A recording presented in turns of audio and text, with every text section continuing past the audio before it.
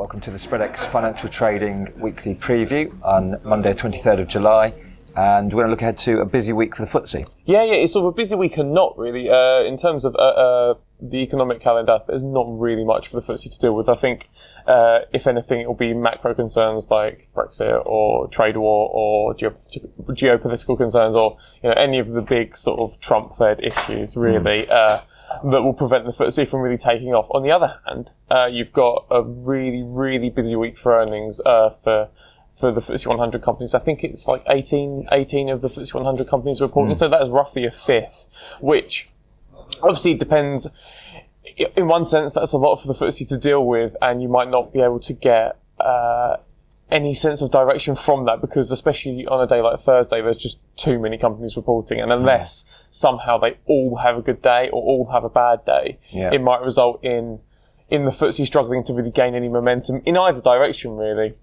On the other hand, all it needs is for a few standouts or for a few really duff ones to be sort of the headline each day for the FTSE and to send it higher or lower. It's going to be interesting to see whether the FTSE can break out of its current trading bracket. It's sort of been bouncing between 7,600 and 7,700.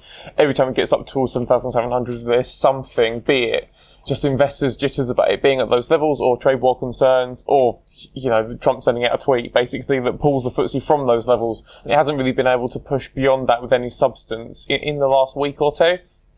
I think in terms of what our clients are doing, every time it falls below, I'd say, 7,650, so when it's going back towards 7,600, we are seeing plenty of buyers come in. They're wanting to keep it above 7,600. However, when it goes beyond 7,650, things get a bit dicier and investors aren't quite as clear or as confident in the FTSE as it heads back towards 7,700. So our clients basically reflecting sort of the broader performance of the FTSE in the last fortnight or so. So I think it's really going to be interesting to see whether or not one or two really good earnings releases, say from the bigger ones like Shell or GlaxoSmithKline or AstraZeneca, can push the FTSE back towards 7,700, or whether just the sheer number of companies reporting this week means that the FTSE ends up just sort of floating along at 7,650.